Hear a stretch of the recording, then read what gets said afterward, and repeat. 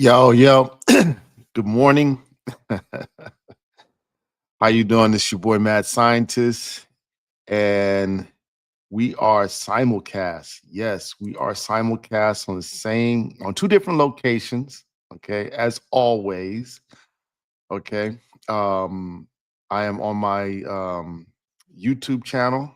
I am on my Facebook channel. I am on my Twitch channel. And at the same time, I am on all new Power 97.5 LA radio. Okay. Today we are just talking music, where we bring you vital information about music production, promotion, and distribution every week right here on the Odyssey Radio app. And starting back next week, we'll be on the iHeartRadio platform as well. So yes, Power 97.5 LA is growing, is getting better, is increasing its reach.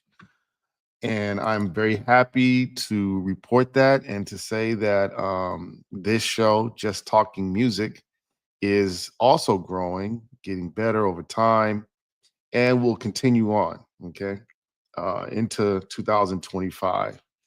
I want to start the show off today by many of you know by time this airs, many of you know that Snoop Dogg's Snoop and Dre's, call it Snoop and Dre's new album, Missionary, just dropped.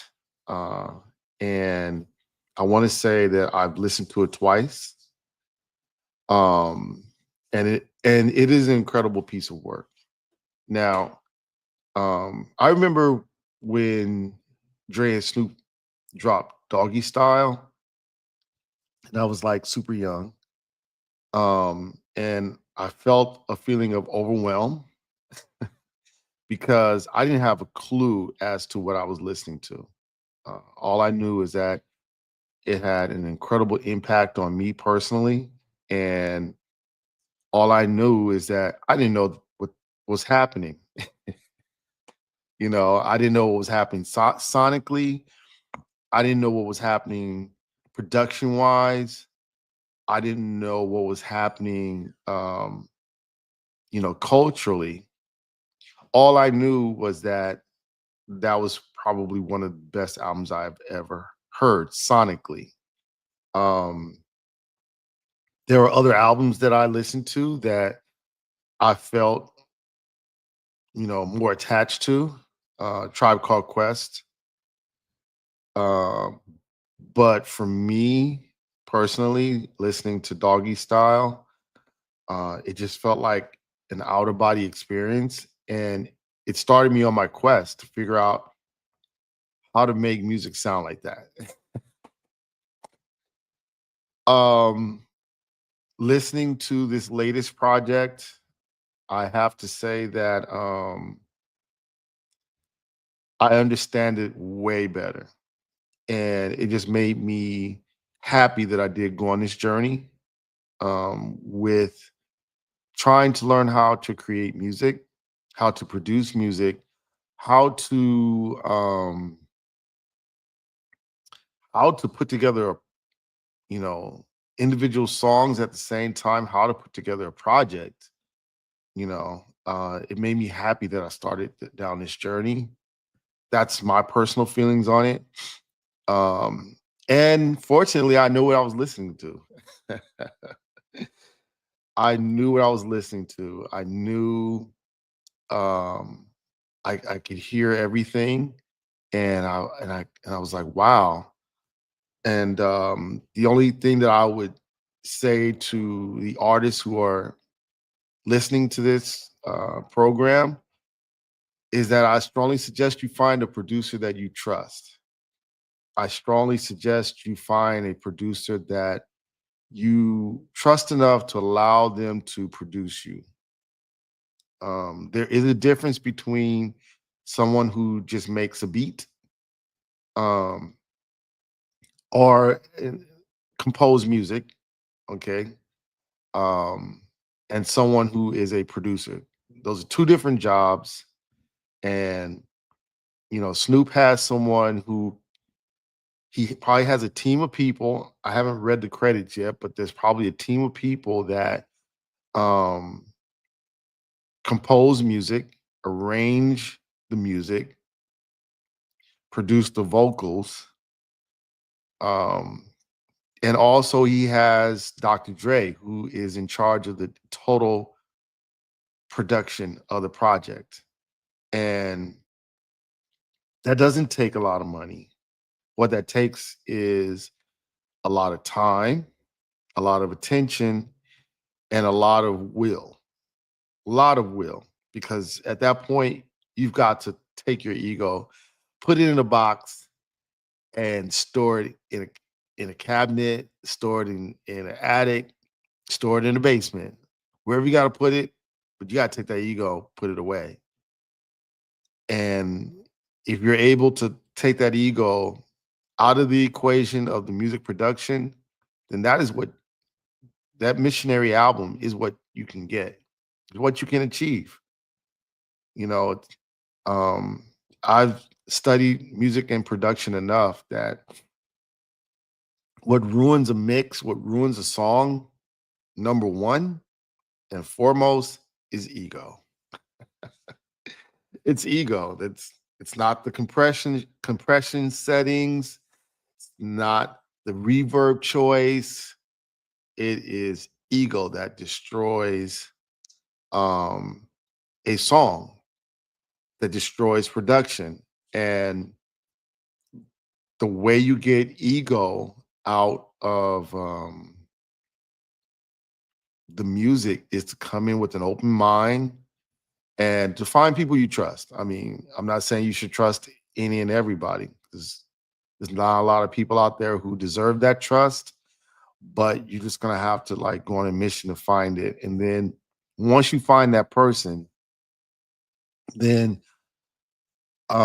trust that person, be guided, take your ego out, be guided, and you know, come up with something that is incredible. Okay. Okay, so let's kind of reset so that we know where we are. Okay. Keep in mind that yes, we're here every Saturday, but I'm not just randomly coming up with titles, right? I'm not just, you know, coming up with something and say, okay, let me talk for 50 minutes. Okay. There actually is a process that I'm going through. And for those who have been with me from day one, then you know that essentially what we're talking about is music marketing. Okay. Yes, we're talking about production because production is part of music marketing. We're talking about promotion because promotion is part of music marketing. Music marketing is the umbrella topic. Okay. It is the overall topic that we're talking about. And within music marketing, you have four categories. And the categories are production, promotion, pricing, which we don't really go over because the pricing is fixed. Okay. Um, right now, most people are getting their music from subscription services or they're getting it from iTunes, and iTunes is the one that fixes the price. So you have no control over pricing. So there's no need of going over that. Okay. And then you have the four P's of marketing would be place. Place is distribution. And you do have a choice of distribution services, but I don't go over the distribution services because um, two reasons. Number one, and I'll be totally honest, I don't want to put time into researching DistroKid versus CD Baby. I don't want to do that. Okay, because my feeling is that as long as you get your music to a place where your customers can find it, which is Spotify, Apple Music, iTunes, and they all do that. Okay. Now the splits, okay, but we all know that you're splitting like $100 at the most, maybe. Okay. So whether you get $80 of that $100, $70 of that $100, $50 of the $100. It's $100. Okay. Um, Even on a large level, you know, record labels, the way that things are set up now, like let's say like if you got signed, more than likely you get an advance, you get a large advance, and you're not going to be seeing any money from the distributor because they've given it to you in advance. Okay. So I don't want to waste too much time on that. That's just my personal feeling. Somebody might say, nah, mad scientist, you wrong. And I would say, oh, okay, cool. You're right. I would give in because I just don't want to discuss that. All right. So I focus on production and promotion. Okay, that's what we do. And I cycle through various topics based upon production and promotion. So I've talked about promotion for a while. So if you're interested in seeing what I talked about with promotion lately, then go ahead, go back in time to the videos. They're all on YouTube, and you can find me on YouTube. Okay, Mad Scientist and MADD Scientist. Find me on YouTube. Go back, listen to those videos. If you're hearing this on the radio, if you're seeing this on YouTube, then just go to the channel and see what we talk about. I will talk about promotion again. I will cycle through. I generally will talk about production for 4 weeks and then go back to promotion. And then I'll cycle between the two. Okay. Each of these are about 50 minutes long. My approach is not how to, it is the understanding the perspective of the why. You know, um, you can have, since we're talking about production, we could talk about how to use a compressor, how to set it up, how to tweak it, but we need to understand why would you use a compressor? And there's many reasons why. And so I don't go into here's a compressor, here's how you do the settings. There's a lot of videos out there. I'd recommend mastering.com because they have some deep dives. Okay, so just find mastering.com on YouTube and they do deep dives. I'm talking about 10-hour videos. They have a 10-hour video on EQ, 10-hour video on compression, 10-hour video on reverb, 10-hour video on mixing, 10-hour video on mastering. That's just, you go there and that's all you need. Okay. There's a lot of the places that Help Me Devon is also another good channel. I like Help Me Devon's earlier work better than the new stuff now. Because his earlier work, he was just purely into like, let me show you how to do this. He was the how-to guy. Um, but a lot of his early videos are incredible. I'm trying to think. Busy Works Beats. I like Busy Work Beats primarily because um, his approach um, to showing you how it's done seems to be, hey, I know this is how a compressor works, but let me show you how people in the industry are using it. Okay.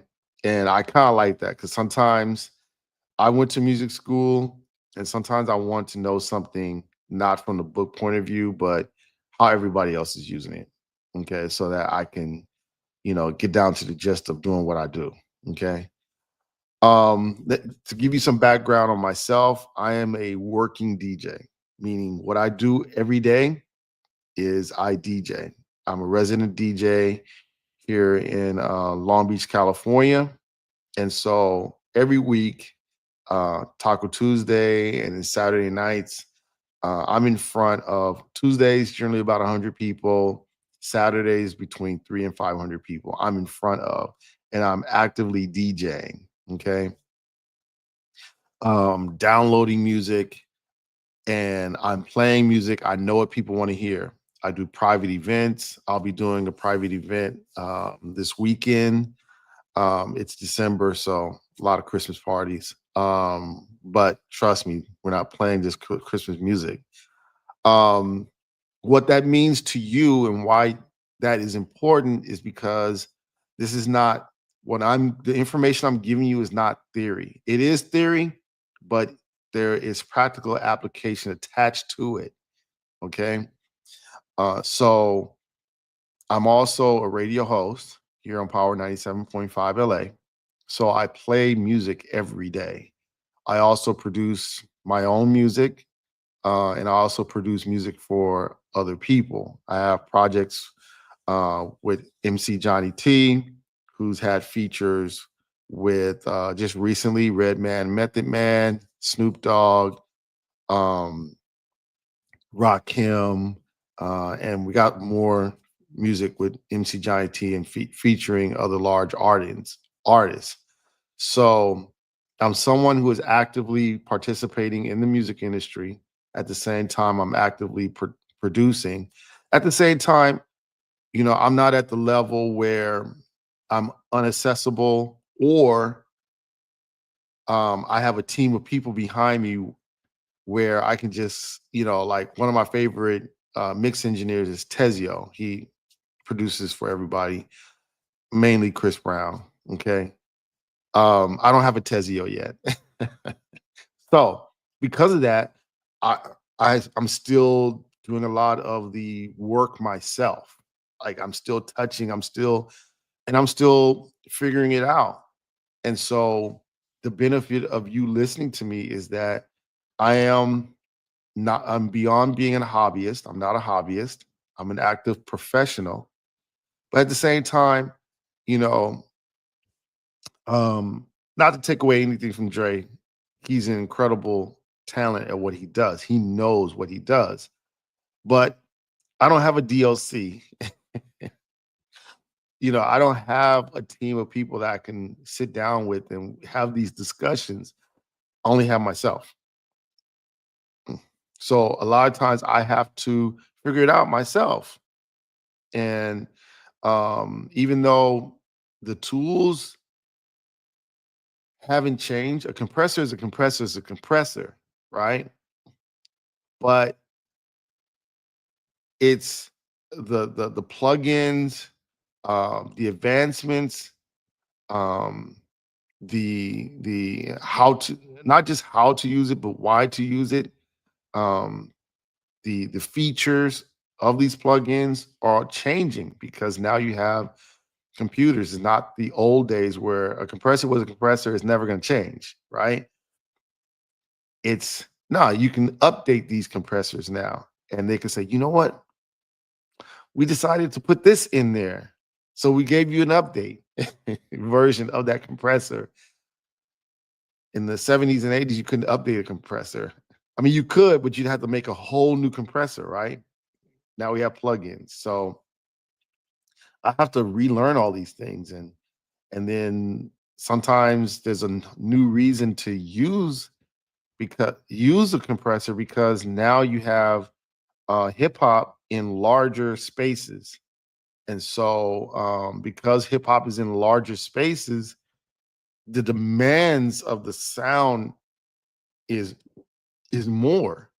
You can't just have a small bass and then say, "Hey, just turn up the bass tone," on the EQ.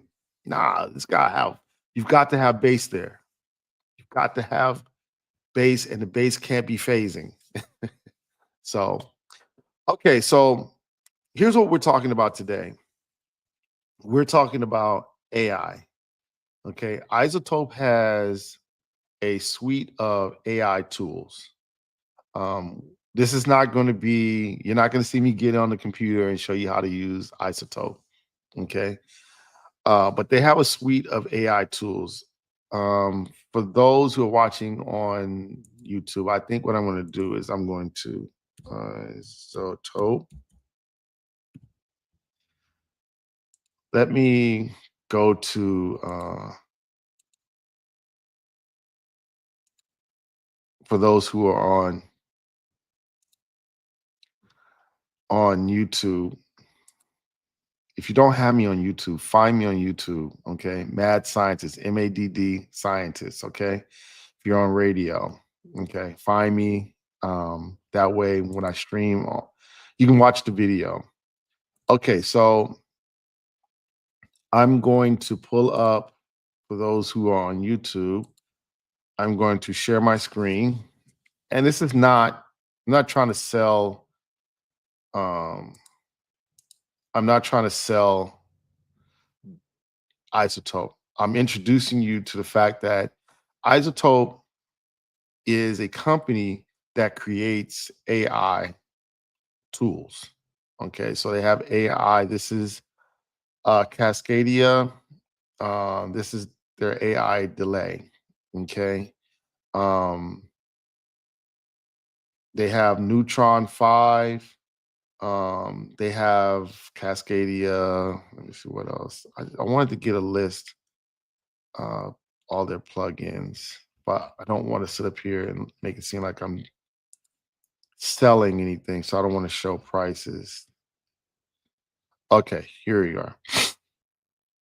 So they have a lot of AI tools. Okay. So you have the RX11, the Neutron 5, Ozone 11. Everyone knows about the Ozone 11. It's the mastering tool. The Nectar 4, um, Neoverb, Trash, Tonal Balance. You have the Plasma. I have that one. That's the AI saturation. Um, the Aurora. That's the AI reverb. Cascadia. That's the AI tape delay. Okay. And they also have some free stuff. They have the vinyl, the imager, vocal doubler, audio lens, and trash light. Okay. Trash light's like a distortion plugin. Okay. So the question now is let me stop sharing the screen. Okay. The question now is, um, and this is a question that I I had with myself, a discussion that I had with myself. I took the time, I took about 2 weeks and I went to mastering.com, like I mentioned, and I was watching their 10-hour videos. The reason why I did that is because I want to, I went to school for music and production years ago. And you need to refresh yourself because sometimes, most of the time, if you're doing this a lot, you have a workflow and you repeat the workflow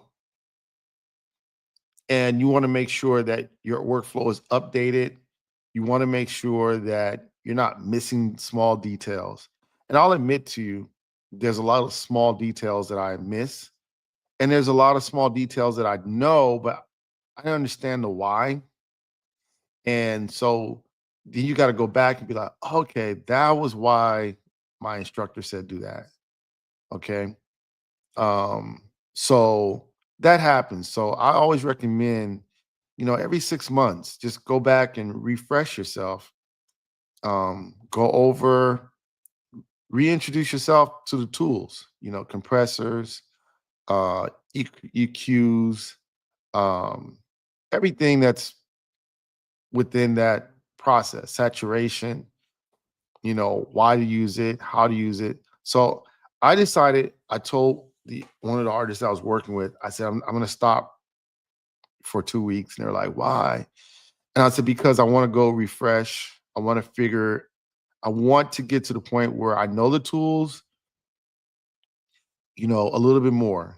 I want to get a better relationship with a compressor. I want to get a better relationship with the EQ. Uh, I feel like I know how to use the EQ, but I don't feel like I'm at a 10. I feel like I'm at a 7, maybe an 8. And that's okay. When it comes down to EQ, I don't feel like I'm at a 10 yet.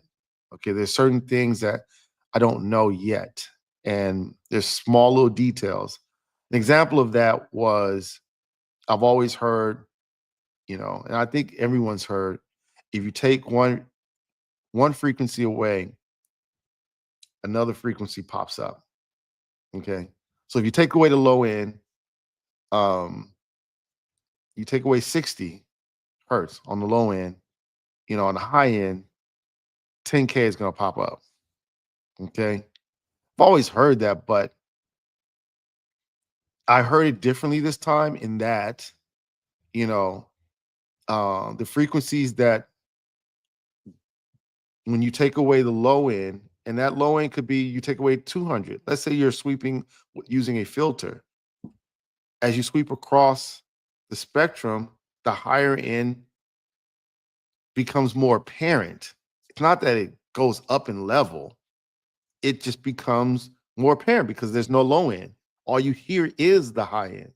Now, you may be listening to that and say, duh. Okay, for me personally, like it hit differently this time. So, um, that's just the reason why I always like to go back every 6 months because there's certain things that you're going to hear differently. Okay. That was one of the things that for some reason it just popped into my head like, oh, okay. So you don't, another thing too is you can use saturation as an EQ. Yeah. Like I've always heard saturation is what happens when you hit when you put your signal through transistors or when you hit the tape hard or when you put it through a tube and get it just extra frequencies, right? But this time I heard, hey, you don't always have to just raise you don't have to always get an EQ and raise the level on a band. You could add saturation, okay? And maybe that increase of frequencies will raise the frequencies that you want. So if you're trying to get more 5K, I don't know why you would want that, but I'll just 5K just came to my head. But you're trying to get 5K, that's where the S's are. If you're trying to get more 5K, right? Add some saturation in 5K. It's going to add more frequencies in that range. And that could possibly sound better than just pushing up the 5K lever, okay, on the equalizer. Um, things like that you tend to hear when you're ready to hear it, okay? And so I would recommend every 6 months. Now let's get into the subject at hand. You guys are like, mad scientists, we're talking about AI. So Isotope has all these tools. And the question that I had was, should I use the AI tools or should I not? And so we're not going to be going over how to use them. Over the next 4 weeks, I'll introduce you to each of the tools and I'll tell you what they do. Like if you're on YouTube, I'm going to share my screen again. Okay. So I'm going to go over, the RX11 the audio repair. Yeah, you got to use it. Okay, because I've used it. I'm going to go over the Neutron 5. What does it do? I'm not going to show you how to use it, just introduce you to it. I'm going to go over the Ozone 11. I'm going to go over the Nectar 4. So I'll probably do RX 11 and the Neutron 5 together. Then I'll do the mastering. Then I'll do the vocal production. Okay.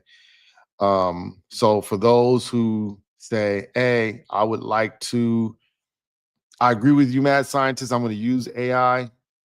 Stick with us for the next 4 weeks because we're going to go over that. Okay. But for those who say, nah, well, let's get into it. If you are a person who all you do is mix engineer, let me save you time. Okay. You're probably not going to want to use it. And let me go into why. It's not that the tools are not good, it's just that AI will never understand how we consume music. Okay. So AI only knows what you teach it. We don't know who the teachers are that is teaching AI how to produce music. You, as a mix engineer, you're in the studio with artists, producers, composers, lyricists, and many of you probably go out, hang out, you go to clubs, you go to lounges, you go to arenas, you go to shows, and no matter where you go, if you're in music, you might be interacting with people, but your ears are listening to the music totally different than everyone else in that building. Okay. Yes, you're enjoying the vibe, but you're hearing the music totally different. And you're using your eyes to notice how people are interacting with that music. Okay. Me as a DJ, my job is to listen to the music and then hear how people are interacting with it, whether they're going to the bar, going to the dance floor, just vibing. I have to notice all of that. Okay. I listen to music totally different. AI is not at the club. AI is not going to shows. It's not doing any of that practical application. So, are you going to use AI? Probably, I would probably say maybe, depending on your experience and your expertise. But the more expert you are you going to use the AI tools specifically? You may. I watched Tezio. I was surprised. He uses the neutron. He uses the neutron compressors, right? I don't know why he does it. He probably has a reason. And he doesn't, he uses the most transparent version of it. So he's just using a digital compressor. Why does he use neutron? I don't know. He might just like it. I, so I'm not saying you won't use the tools. All the tools within the AI application are very good tools. I've tested the plugins, the ones that they have three different versions. They have a transparent version. They have a modern version, what they call modern. It gives a little bit of compression, a little bit of saturation. And they have a vintage where it gives more saturation. And depending on the tools, you'll see how much saturation, see what type of saturation, whether it's odd or even. Okay. But you can go through all the tools and figure out um, which ones you want to use, which ones you don't want to use. Let's say you're good at mixing, but you're not good at mastering. So you may use the mastering AI. Let's say you're really good at mastering, but you just want to go ahead and get the mix done. Give me a mix and let me go mastering. You may use the mastering. For me, my weak point is vocal equalization. I It's not that I can't figure it out. It's just that I don't want to. I'm so focused on the beat that vocals is the last thing. And I just want somebody to give me the vocals, slap it on top because I'm more concerned about the beat. That's me. So, like I may use the vocal AI, right? So if you are a mix engineer, if you are just purely a producer and you're into using the tools, then um you're probably just going to go through it and figure out what you want to use, how much of it you want to use, and then you're going to be good with that. Compressors for vocals, you're probably going to use the 1176 and the LA2A. Everybody uses that. Okay. So you'll probably continue to use that. Um, if you want a transparent compressor, you could tell I did my refresher on compression, right? um,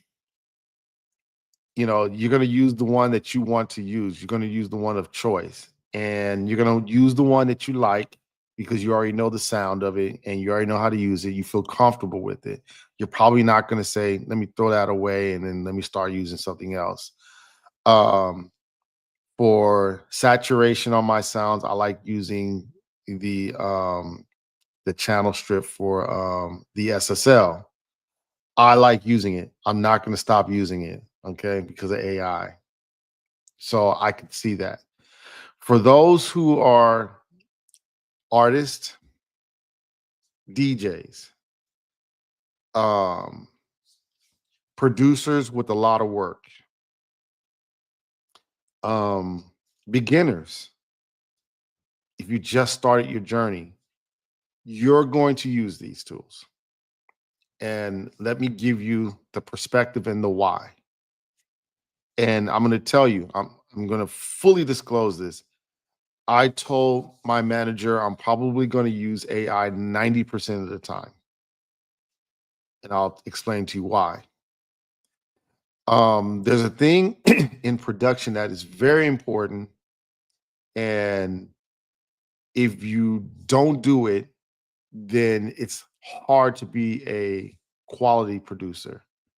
And it's something that you have to do in every level of music, whether you are a composer, producer, lyricist, DJ, engineer, sound engineer, recording engineer, mix engineer, mastering engineer. And that's called ear training. Ear training. I'm going to let that sink in. Ear training is probably the most essential skill that you have in anything that you do. Doesn't matter. Un- Unfortunately, AI cannot duplicate that, cannot replicate that. It cannot learn how to do that because AI is taught how to think. They train AI based upon the average. But unless we have, let's say we found out in hip hop, Dr. Dre is training the AI. Okay. The moment, I think consensus wise, everybody would be like, wow, okay, yes, Dr. Dre should train AI. He's Dr. Dre. But Dr. Dre has a total different sound than Swiss Beats. And Swiss Beats is quintessential New York sound. Who is different than DJ Premier, which even though he's not, DJ Premier is not from New York sound, DJ Premier. So who do you use to teach AI what hip hop should sound like? And if you go West Coast, you got Mustard, uh, London on the track, and then you got all the guys from the Bay that I don't know who those producers are, but they have something. They would have something to say. Who do you use to teach AI? He said, well, we just throw them all in. Okay, well then when do you use it? So ear training is something that AI is not going to learn, and you have to learn. As a DJ, I have to make those decisions in real time, and that requires that I ear train. And when I realize that this time, and I've always known about ear training, but this time I just heard it different. I said to my manager, I have to use AI because these ears and these eyes are for DJing. They're not for mixing. They're not for mastering. Um, they're for DJing. And and so yeah, if you're trying to figure out why, you should use, if you're an active DJ, and you're like, hey, I write my I because as a DJ, you need to make your own music. You have to. You're not gonna make any money. You're gonna make money, you're gonna survive, you're gonna do well. But if you want to get to the upper echelon, DJ Mustard makes his own music. You're not gonna go to a DJ Mustard show and hear him play a lot of other people's music. I've heard him play um what's the song? I never knew there was it's a DJ break. I know it, but it's a birthday song. Okay. But mostly he's playing his music. Okay. So, but at the same time, he's an active DJ. I'm an active DJ. These ears and these eyes got to be used for DJing, not for mixing, not for mastering. So, what I do, this is why I say 90%, I'll be using AI 90% of the time, is because I say, okay, here's a real life application. Hip hop likes the sound of an SSL. So on my chain, first thing I put is an SSL. Okay. And I've studied the plugin and I know that it saturates the signal and I know at what level. Hint, you got to put at least at minimum -6 dB into that chain in order to activate the saturation at an audible level. Okay. I'm always going to do that. Now, I'm not going to use the compressor. I'm not going to use the EQ. Um, but I'm going to send it in there because you need saturation to get loudness. And you can't just put it all, you can't put saturation all at one time. It's not like it's not like compression or EQ, compression, and then it's got to be saturation at every level. And you add a little bit, a little bit, a little bit. Okay. So I'll start off with the um, SSL channel strip. The next thing I'll put on there is, for right now, I'm thinking about putting the 1073. So if I put the 1073, it'll be first 1073, then the SSL board, or the SSL channel, and then I'm going to put the Neutron um, AI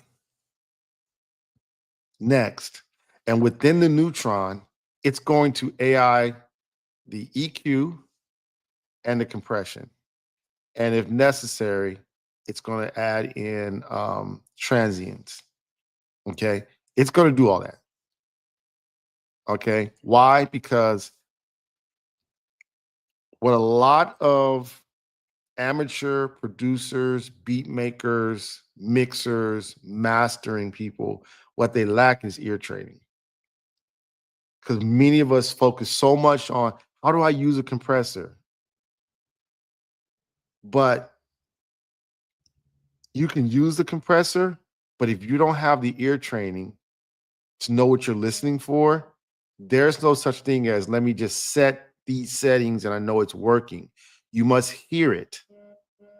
And that comes with time. And I know that to be true because I have to do that with DJing. I never, when I first started taking music, my parents put me in piano class. And I was like, I don't want to be in piano class. I want to be in drums. And my parents were like, no, these drums are too loud. Learn how to play the piano. And I sat there, I learned how to play, but I never really learned how to play. Okay. I would never sit in a room full of people playing the piano. I can play in terms of I can make my own music, but that's when you can mess up and go back, right? But I would never sit down. When it came down to DJing, that's when I became a musician. DJing is my piano. And that's when I learned to listen because there are certain songs that go together. There are certain times where I would like to use that song, but I can't because I'm the opener. But I gotta find something else that sounds similar, and I gotta put a collection of 4 songs together that sound similar, and then I gotta know where the next 4 songs are gonna go after I use these 4, and that all comes from hearing and seeing, and I literally don't have the time to replicate that skill, not only in composition, not only in production, mastering. These are all skills. I have it with composition. I have it with DJing. The reason why I'm using AI is because I literally don't have the time to replicate the ear training with production and mastering. And if you're listening to this, or if you're looking at this and you are a mastering engineer or a mix engineer, you're probably laughing like he's exactly right. Because that's the difference between someone who can mix and someone who can't. Comes down to ear training. If you don't take the time to ear train, then it doesn't matter what the settings should be on your compressor or your EQ. You have to hear it. And it became apparent to me because the reason why is because part of EQing is finding resonant frequencies, and they have AI tools that'll find it for you. They'll find it for you, soothe, right? And I was like, okay, you know what? I know soothe too, and I know Rezo. I know Wave just came out with one, and it's resonant suppression, right? And I thought, yeah, like I watch Tezio a lot. He doesn't use it, right? But he used Fab Filter 3, right? Pro Q3. And I was watching him do a mix, and on the Fab Filter Pro Q3, it tells you where. It doesn't do it for you, but it tells you where all the resonant frequencies are. And I seen him like check and tell him where the resonant frequencies are, and he decided which ones to take out. So I was like, oh, he's not sitting there sweeping. Because if you ever watch Tezio's videos, he will have like maybe 5 or 6 dips, right? I'm like, wow, and I'm thinking in my head, oh, he's going through and he's finding all for every instrument, right? And then I realized, like, nah, he's not. And I said to myself, I was like, for a person to do that, that takes an incredible amount of time to figure that out. Like where all the resonant frequencies are. That's why Dr. Dre will always be the number one producer in hip hop forever. There was never going to be someone better than him because he didn't have that. You know, you heard a lot of interviews where people would be like, Dr. Dre takes forever. Yes, he's finding all the resonant frequencies in every instrument, and he has to balance it out over the entire mix. That takes a long time. But we don't have to do that anymore. We just get Su 2 or Rezo or um, Izotope. They have a resonant suppression tool in there too. Okay. It's called Sculpture. Okay. We'll go over that. But yeah, I hate the fact that if you're looking at this video saying all this video, it's 50 minutes, and you're like, I just don't want to do the ear training. It comes down to that. Yeah, really, it comes down to that. It requires a tremendous amount of ear training. So you learned something today, which is, just it's not just about learning how to use the tools, it's learning how to hear the tools and learning how to take what you hear and apply it and apply it. So you got to hear the compression settings and then go out there to the real world and see how that compression setting affects the music, and does that, and is it effective to the people who are listening? Do the people like it? You're like, what? Yeah, I'm not doing that. I'm not. Now, is AI going to be able to like tell me exactly? No. But AI will give me a starting point, and then because I DJ and I'm out there every week, I can then take what I make, right? What I come up with, and then I can listen to it on large speakers. I can also play it in front of people, and I can make adjustments. Um, but again, this is just, I will essentially be saying, okay, what will the people that I play music in front of, I will take AI plus my adjustments, put it in front of people that I play it and see if they like it. Okay. In a perfect world, I would want to sit down with the Tezio and be like, okay, listen, like Chris Brown does. This is when I'm out there DJing and stuff, this is what I need to have. The last video that I watched with Tezio, he was talking about it has to be loud enough. It has to be a certain amount of lufs. If it's not a certain amount of lufs, then they're not going to accept it. That's the kind of conversation that I would have. Is this is what I need, Tezio? Okay, you got to like, and he would know the tools. He would be able to listen and hear the tools because he's not the DJ. He's not out there using. He's just saying, "Hey, what do you need?" Okay, and it's like, okay, based on what you need, you say you need. Okay, this is what I got to do.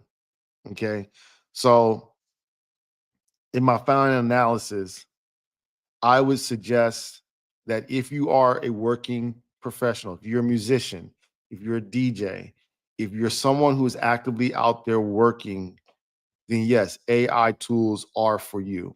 You want to use them.